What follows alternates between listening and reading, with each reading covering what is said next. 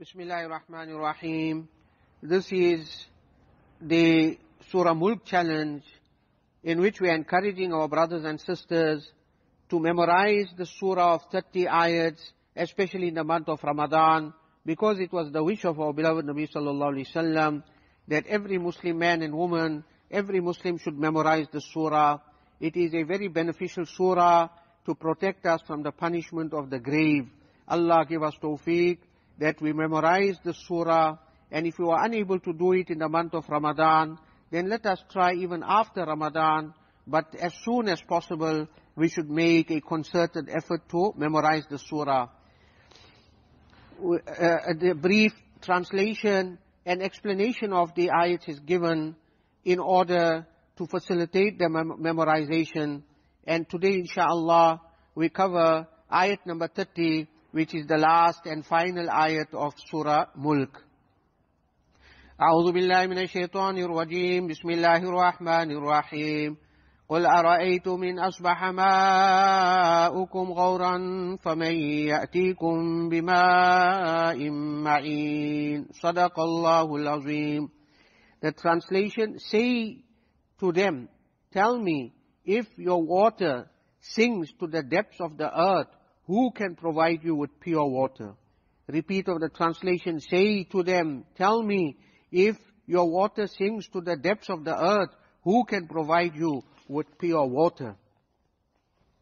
So here Allah subhanahu wa ta'ala in the final ayat is saying, address these disbelievers, these who are adamantly refusing to accept Allah subhanahu wa ta'ala.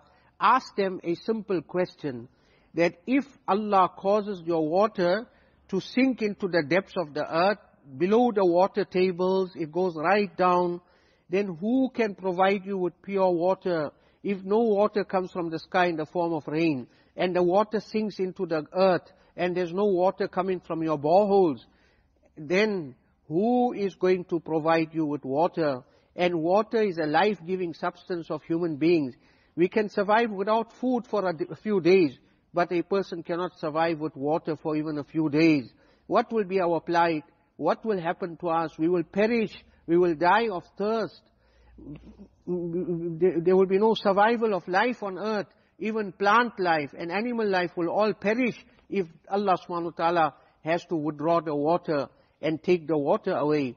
Water is a life-giving substance, and if Allah pulls the life-giving substance away, what will be the plight of mankind?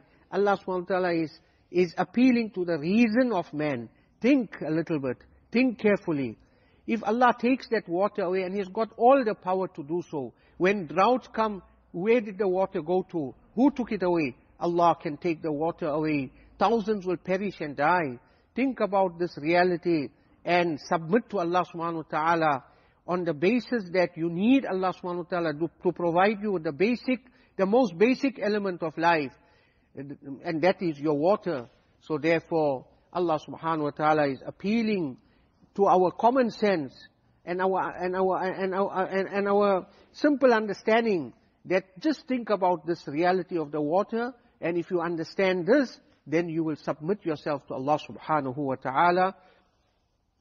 Allah subhanahu wa ta'ala give us proper understanding and realization that how dependent we are on every one of His favors. The most basic favor, water, how much we depend on that, upon Allah subhanahu wa ta'ala. We are totally needy and dependent on Allah subhanahu wa ta'ala. The ulama have mentioned that when this ayat of the Quran is recited, at the end a person should say, Allahu Rabbul Alameen, Allahu Rabbul Alameen.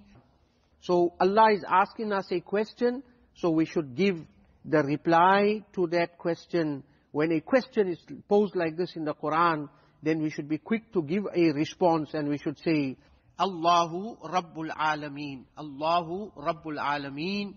That should be our response to this ayat. At the end, when we finish reading this ayat, we should always say, Allahu Rabbul Alameen.